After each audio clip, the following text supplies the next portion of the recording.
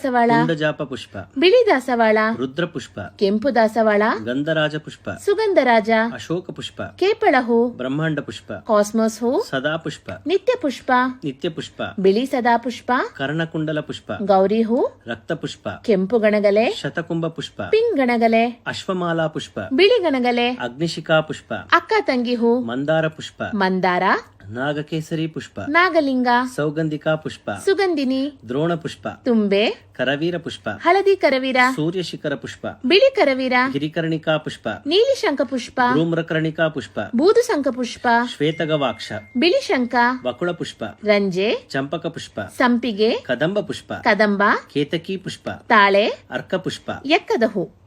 ಸಂಸ್ಕೃತ ಮತ್ತು ನಮ್ಮ ಕನ್ನಡದಲ್ಲಿ ಎಷ್ಟು ಚೆನ್ನಾಗಿದೆ ಅಲ್ವಾ ಈ ಹೂಗಳ ಹೆಸರು.